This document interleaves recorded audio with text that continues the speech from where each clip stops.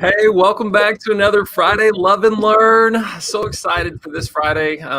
Selfishly, because the weather's so nice. We were talking about that actually before we hit go live here. It's been a great few days. Looking forward to a really nice weekend and ready to kick that weekend off with a conversation here with Kellen Conroy of ESU1, Jackie Ediger of ESU9, good friend Katie Morrow. And so we're going to just spend a little bit of time talking about some of our loves from this past week, some of the things we learned this past week. And if you're following along on Facebook or YouTube, we'd invite you to comment as we go. We'll bring your comments in. We'd love to hear what your love and learn was from this past week and just have a great conversation here, relaxed dialogue about our love to begin with from this week that was. And so something you love this week, Kellen, what do you got?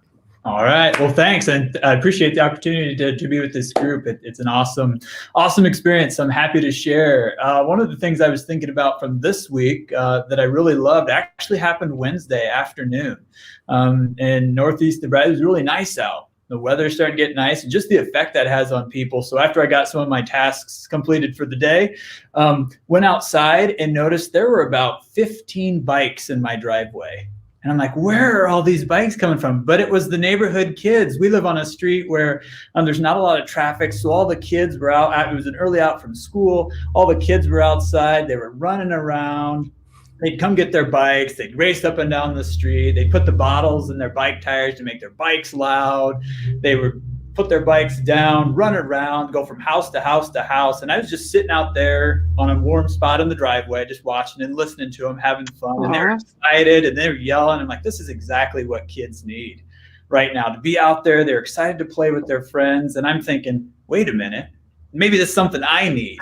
And so just that opportunity of hearing the kids, have fun, they were laugh. I'm not going to go run up and down the street or, put a plastic bottle in my bike and ride around on my bike or anything like that. But I'm like, maybe I just need to write myself a permission slip to do some of those things. We're going to talk about that with our new teacher cadre with Dr. Tina Bogren's book, the Beginning Teacher's Field Guide, and it talks about permission slips. So I'm like, well, maybe I just need to write myself a permission slip to find some non-contract time and just go spend time outside, go spend time with my family, go do something that brings back some of that excitement that I was seeing with the kids. So to kind of help recharge and help through the spring. So I guess that would be my love for the week, is just hearing the excitement from the kids really playing outside and getting to be with one another. And all the bikes did make it home. We might have had to walk a few home. My boys and I might have had to bring the bikes home to some kids, but all the bikes did make it home. So for me, that was my love this week, just being outside to experience that. So, that's so great. And I'll just generally ask Jackie, Katie, have you gotten a chance to get outside the last couple of days? Yes. Oh my gosh. Yes. Love being able just to, sometimes do a walk and listen meeting instead of sitting at a desk. Mm-hmm. We couldn't do that for a great many of weeks here. So, love audiobooks, and going for a run. And I hope to, as soon as I get done today, at the end of the day, just going for a run, start the weekend out right. It's just so refreshing because it's been so long since, above zero. It was like I was driving to work today and I had just a light sweater on over this t-shirt. And I thought to myself, it's 32 degrees and I feel like I don't need a coat. Yep. Because it's been under negative 40. For 2 weeks straight, or negative 20. And it was just like, it's time. Yeah, there's the negative side of that when our teenage children wear shorts. And I mean, it's not even so true. It's down to the summer gear. Yeah. And I'm not sure from my car to the building. That's so good. And so the comment here too about the permission slip. I'm going to agree with Katie too and say that my daughter does not have the permission slip to go to school in shorts when it is still below freezing when we get out of the car in the morning, though we had to have that debate. Do I need a coat? Yes, you do. Yes. 32 degrees. Yes. But it's tough though, because, I did get outside for about an hour the other day. It would have been Wednesday. And I was talking with someone. It was an 88-degree swing from 2 weeks before, right? If you think negative 18, we went to 70. Yes. Nebraska. What are you going to do? Nebraska. Right? So, but loving it. Look it up. Loving the good weather. Jackie, what was your love from this week? Our week and the last week and a half has been intense, like district planning. And so we've been talking a lot about our schools. And so the book I'm reading right now is by Jill Seilers, Thrive Through the Five. And Lynn Herr from ESUCC and I watched her at FETC, which was online this year. She just had a great message. And one of my colleagues, Larisha and Amy Schultz, they were like, she's like the Brene Brown of education. Just how she talks and talking about self-care, Kellen. So like, here's one of her quotes, that we've heard many, many times. If you love what you do, you'll never work a day in your life.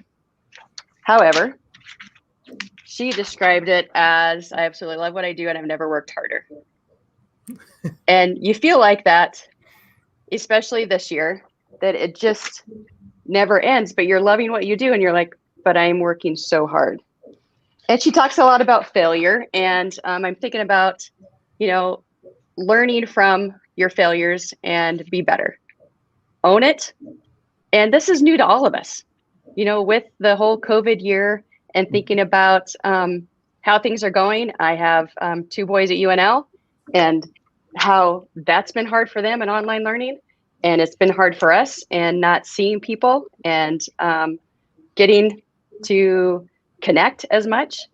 That she really made me think about, okay, that didn't work. Let's try something next. And as hard as we're working, we're still making a difference. And she's got just a real positive message. So I had asked my team to watch her keynote, her FETC keynote. It was FETC was free this year. And they all were hooked. So that was just like, okay, we've got something here. Lynn and I were all excited about it. And then, but you don't know what other people are going to think. And then Larisha shared with one of her best friends and then tweeted Jill and said, hey, my friends and I are doing a book talk with your book. We loved your keynote from FETC. Would you like to join us? She's like, absolutely. So Larisha's like, she's joining me and my friends and a book talk. How awesome is that? She's a superintendent in Texas. So that was a love that's something I felt passionate about, but is it just me? Is this something that others will be interested in? And we've been talking a lot about that. Well, you're getting a lot of love here in the comments. I'll just want to say, first of all, and I threw this up earlier, but Larisha is on board, right? And appreciating all of that. And that idea of embracing our failures is, it's just so important. And in what you're sharing there, Jackie, too, so much of it is just that connectedness, right? And whenever you have something that you're passionate about and you can share that with other people who get as excited, there's just such energy that comes with that. And then when you also reach out to like the person who started that, right? And that exchange of like, you inspired me, we're starting this book talk. Yes. And for her to reciprocate that and go, let's move this even to the next step. And I'm in. Yes. And there's just is it synergy? Maybe I want to say that when you get everybody moving. And affirmations, it's like, okay, let's continue to discuss it. And having those conversations, you dig deeper into how you're feeling or thinking and embracing that work. Yeah. And never work harder, but you love it. Yes, absolutely. Oh, so good. Well, Lynn's got a comment for us here as well. Yep. Through online conferences and through Love and Learns. And, there's a lot of different ways to bring some good vibes. So thanks for that, Jackie. Katie, what was your love from this week? Well, first of all, I love that I just got a great book recommendation from Jackie, because coming from her, I highly value that and can't wait to check it out. Great. Thank you. Yeah. So, but honestly, I was reflecting back on the week too. And Andrew, I think that is the perfect, positive outcome of this experience is just taking time to sit back and reflect a little bit and focus on those positives. So it's a great opportunity. And one of my most glowing loves this week was an opportunity to kind of work with students at some schools that wouldn't be possible if we weren't in this state of unrest right now, and being able to connect virtually and go farther distance. Typically, I would work with teachers and administrators on site, and I couldn't do this, type of outreach where I can pop in for an hour in another state or, a few hours away. So, but the experience has been on app prototyping. And I love seeing students get excited about, and it's not even about how to code an app, it's how to design an app. It's how to take an idea for something that they think would make a difference in their community or solve a problem around them and come up with this concept for an app. Because honestly, I see it all the time. Kids have way better ideas than we do. And they can kind of bring those to fruition if they go through a design thinking process. It's been a tremendous experience, and we're in our 4th week of this 4 weeks experience with students. And there happened to be this newsroom article that I came across this week about students doing a similar app prototyping experience from New Zealand. And they took like their native language, the Samoan language, and they saw this need that there was no way to learn the Samoan language, readily available to them. They didn't have a teacher at their school to help guide them through it. And so they wanted to build an app that would help them connect to that native language. It was like everything in it was so true, how these kids need this real purpose to connect to their learning, how they have the drive and they want what they learn about to matter. And if we can just get them started in the right path, they can take us further than we thought was possible as educators. I love that. That makes me think too of when I was in the classroom at Westside, there was, well, first of all, Westside schedule is nuts. I don't know if you know, this is crazy. There's like 14 class periods in a day, and there's all different schedules. And so you might go to English mod 1 on Monday, not have it Tuesday, have it mod 10 on Wednesday, 4 on Thursday. It's all over. And as you can imagine, freshmen have a really tough time navigating that schedule. And with it changing every semester, it doesn't matter what year you are, it can be challenging. And they actually had a student who recognized this need, developed an app for his peers so that they could have like this little alert that said, we're about to like transition. This is where you're going next. And he put it together in class. This wasn't just an independent project. I mean, this was something that was within the realms of the elective that he was taking. And it got to where, all of his peers downloaded it, downloaded the app, they started to use it regularly. Teachers started to use it, and it was a great showcase of what he was capable of. And he got projects outside of school as a result of having made the effort within the classroom. Cool. And they still use it? Yeah. Wow, that's cool. Awesome. Just a tremendous example. And that along with your previous point, and I think this even ties to what Lynn's sharing here, is that, wow, isn't it crazy what we are able to do when we have this technology piece force us to think differently about how we're moving through the world. These online conferences give us a chance to share, learn, grow, connect with people that we wouldn't otherwise. And just so great. So, gosh, I feel like those last two really get to my love for this week. And just this role, I get to kind of make it up most days. I feel like I'm waiting for someone to tell me I'm doing it wrong. And I don't know. I just sort of go with whatever comes next. And this week I've loved just being able to be invested in so many different conversations. We had Monday motivation to start off the week. So you kind of get that wellness and self-care. We met about personalized learning at one point during this week. I had some collaboration around some artificial intelligence, like what's going on in that area with technology. That's pretty cool. And I met with Jamie Donnelly, who does a lot of AR, VR. I'm a plug for Nita at this point. She's one of the people speaking there. And so we did a podcast. And so I got to learn a lot from her with that. Released a podcast this week from the Seed team. And so there's just been, it's like that's a lot. Every other minute is just a drastically different topic. And I nerd out. I think that stuff's so fun. So I loved that aspect. You've been a sponge all day, all week. It probably should go in my learn category, but I'm just going to say the breadth of it all was kind of what I loved about the week. Yeah, in addition to Kellen's point, which is getting some continued feedback here online of being outside. It was so great. Got a chance to sit outside with my kiddos just yesterday afternoon. It was so fun. So That being said, we're going to transition to the learn for this week. So tough because these end up being one and the same so often, as I just demonstrated. But Kellen, what was your learn from this week? I think I'm going to follow you in this one and kind of merge the love and learn together, because I just love to learn. That's actually my number one Clifton strengths is learner. And so that probably explains why I'm always drawn to trivia games or Jeopardy or any 80s, 90s, or today's music lyrics. I hear it, and I have it. So I love to learn. And when I think about that, the more I can learn each day allows me to better serve not only our ESU staff, but our schools, people statewide that I have the opportunity and privilege to work with. So I figured that the way I learn, and the more I learn, I can do that better. I can serve people better. And so that's why I really love that learning is my number one strength. And then I embrace that, and I'm drawn to it. And it just speaks to, all of the relationships that we have too, because I'll always tell people I might not know the answer to questions you send me, but through the relationships and connections we have across the state with one another,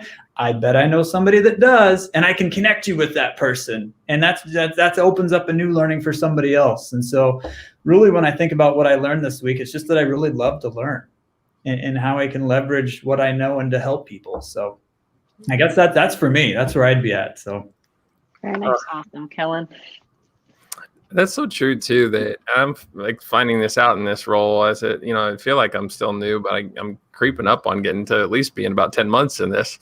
And every week I meet somebody different, and they're an EDU rock star. You're just like, holy cow. Like, there are just so many people that are just amazing at what they do and passionate about their work. And I'm with you on that. That's terrific. I'm going to ask Jackie, Katie, do you know what your number one strength is?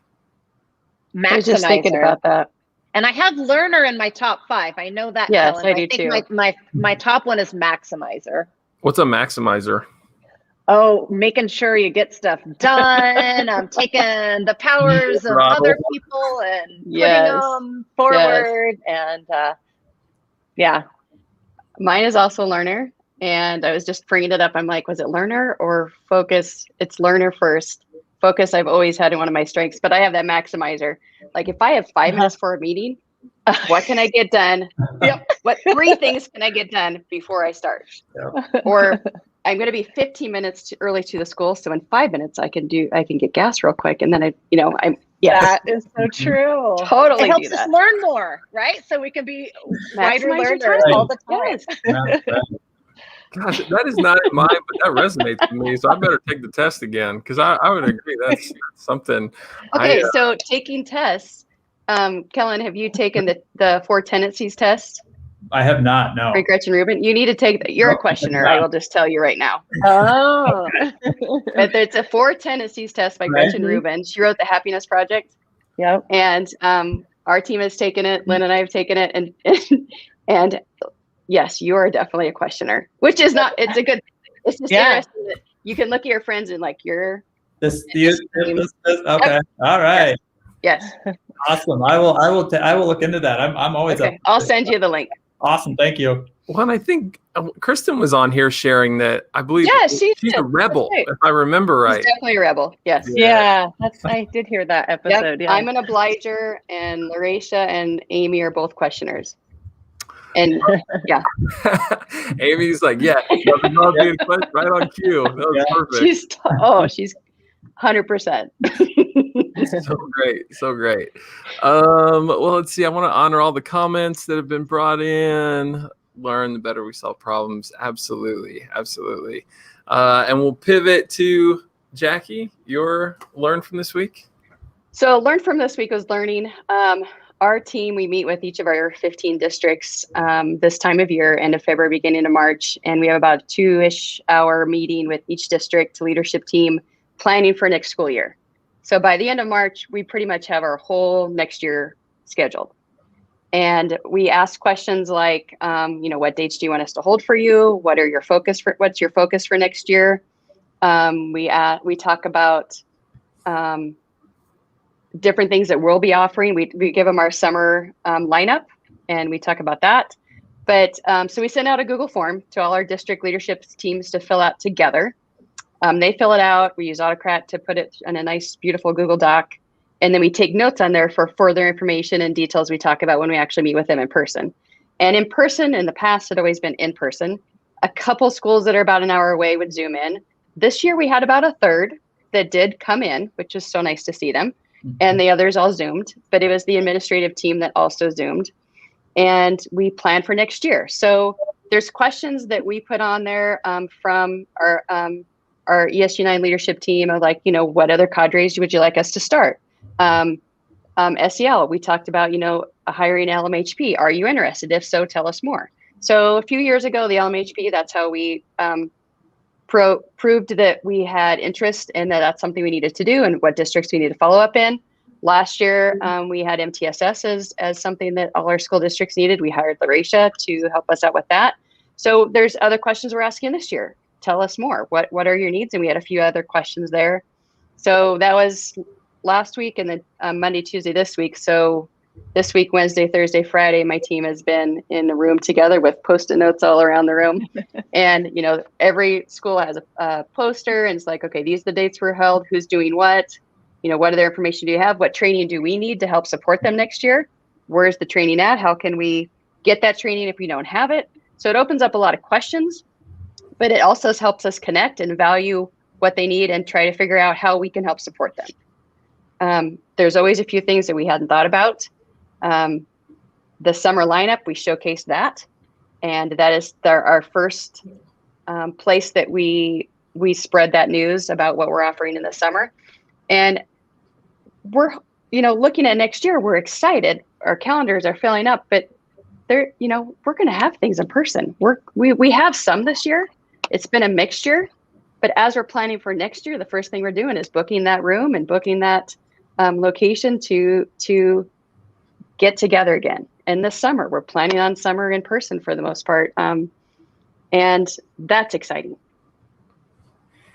It is so exciting to be back around educator in those settings. I got to go to ESU7 almost, it's been like a month and a half ago. And that such joy from being there that day in person. I want to honor that there's okay, the comments are blowing up. So keep pouring those in. That's great. And that we have our questioners and Lynn's fist bump to anyone who's on the train. I love too that we get some responses because I love that we share our learns, but it's great to hear from people that are also tuning in. And so Debbie shared her learn from this week, some equity conversations. Mm-hmm. Also got a chance to be part of some of those myself and learned a lot. Jen, our absolutely Debbie with that. And then a fun one from Stephanie Bernthal, learn about ranching buffalo. Awesome. I'm teachable moments that she didn't know she was going to have. I'm going to follow up on that one for sure. And speaking of follow up, Van wants to follow up maybe with Jackie after this conversation a little bit about some of the things that you're sharing that you're doing for your district. So awesome stuff. Oh, and Clubhouse. I don't know if you're on Clubhouse app. I'm loving me some Clubhouse app as well. And just started. Haven't dug in yet. One of my friends, actually, we're going to jump on a pod next week and talk about Clubhouse. And I do think Twitter is flexing to get into that same kind of space in terms of being able to host. Let's just call it a podcast live is how the simplest way for maybe if you're not familiar with fireside chat. Yeah. All good stuff. So, Katie, what did you learn this week? Okay, so I was so excited when Kellen was doing his learn because I kind of have a dual purpose, and something that I relearned is how important it is to reach out to others and lean on others to learn from them. I had a teacher who had a student who is unfortunately going blind, and she was struggling with how to help him with her iPad. So I feel like I can navigate my way around an iPad, pretty decently, But I thought, rather than me just trying to jump in here and answer her questions and, try to show what I know, I'm going to reach out to somebody else who might have a little more expertise in this specific area. And oh my gosh, was I glad that I did, because I found an Apple Distinguished Educator who works with visually impaired students in specific, and she jumped on a call with us, and I learned so much, and that classroom teacher and the staff that worked with the student as well, just about ways that they could take their iPad and make it more independent for that student to use. Just everything from, I kind of know a voiceover, but just really explaining how simple it could be. And there was like an app that she gave for the student to learn voiceover, to be able to better to navigate it. So learn about it through an app and then use it. Some kinesthetic tape that you can actually put on the iPad screen so that there's braille indicators where things would be, and then setting up the screen with eliminating anything other than necessities. And the coolest thing I learned from her was the ability to put shortcuts. So if you know the iOS shortcuts app, it's built into the phone and the iPad, and it just takes a bunch of actions and streamlines those, and you can kind of set them up to turn on your lights, automatically in your house, or do all kinds of things. But for this student, she showed how you could make some that show in the Today view that take them right into an audiobook, right? Or daily tasks. Like she wants him to be able to add tally marks to the question of the day each morning. So you can set up a bunch of actions in a shortcut that do a bunch of clicks and one thing, and then use VoiceOver to get to that one shortcut. It was mind-blowing. That's fantastic. And I was so glad that I thought, let me ask somebody else rather than just try to answer the question, and then I can learn along with them. So that was a real treat, I guess, and I love to keep learning. So learn from others and lean into that all the time. That's the whole point of us coming together here. I feel like half the time, by the time I get up to my turn to speak with this, I'm like, my learn just happened. I just got some really great ideas. I'm writing things down. It's making me think of things that I didn't intend to even bring up at this moment. But when you connect with folks, it's so cool to learn those. For us in our respective roles to go, wow, this really stood out to me this week. That's really awesome. So Lynn, just sharing. I love that idea, Lynn. I've never heard of that. But that volunteering your eyes, right? In this whole connected world that we live in. That's an incredible idea. Yeah. Super. There, I just learned something else. Thank you, Lynn. Yep. Get your pens out. Same. Loving that. Got it. Okay, so on a far less productive note, I learned this is Craig Lofquist, and he doesn't know I'm about to do this. So I don't know if I should, but I'm going to. Did you know when you're texting, this isn't my only learn, but this is a learn. Did you know when you're texting, I always just click those and put it in the little text box. Did you know that you could take these? I don't want to do the Love I one. He'll really think I'm weird. That you can take these little stickers and drop them right on top of the message. I don't know why I think it's so funny, but I really like doing that sometimes. You probably shouldn't do it to your boss, especially a poop emoji. He's not expecting it. I just did. Sorry, Craig, if you're listening, that's where that came from. If not, I'll explain later. That's great, Andrew. But that was cool. And my thing really, I'll kind of segue in. So that was my pivot to devices. I've been working on the social media story a lot more with good friends like Steffi Bernthal and Brooke Havan. And we launched our first one through Facebook. It's gone a little slower than I thought, though, because I had to get an iPad to be able to post stories because I can't do it from my desktop across a number of different platforms. And the more that I'm thinking about being in that space and trying to help share ideas, it's cool to think about, wow, well, you could also add music, and you should also think about like having the graphics, kind of all line up and the color schemes be consistent. And maybe we could do some like motion with those graphics. And what does it look like to maybe even have some video content mixed with some of that? And so I found myself on some little like deep dives, like going like, how do you put this together? And what is a motion graphic? And how do I get one of those that does it? And it is so fun. Yeah, learner for sure. Awesome. And let us know when you figure that all out. Yeah, right. I want to be your learner in your room. What our aim is, and this is probably my third week of like bringing this up, but it's just kind of taking some time figuring out how to get this all maybe ready to share. But I think we are at this point. We got a Google form. We're going to share it out, and people just want to put 3 to 10 sentences down about something they really care about and share it over. And Stephanie Bernthal is going to help me out with creating the images. And so we will do all that nerdy, make it into something and share it out stuff for folks. That way we can, continue to lead, but just I want to say this, amplify the ways in which we're able to lead, because we're already leading. And to do that in that space, and to do that in snippets where, everybody's sort of like, I've reached my plateau maybe, unless you're passionate learners like us. There are a number of folks, though, that are like, yeah, I've had about enough. I'll take maybe 1 minute of PD, and that's all the more time I'm going to be able to give to something. And it's super cool to think about trying to be in that space just further the work. And we, with a message that Brooke Cavan shared out, I'm nerding out about this, so I need to probably just let it go.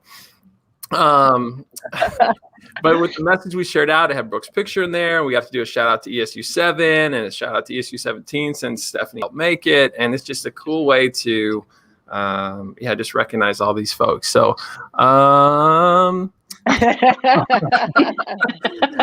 phone is blowing up with poop emojis. Everyone that's watching that has your number. Oh my goodness. Yeah. Let's not do that.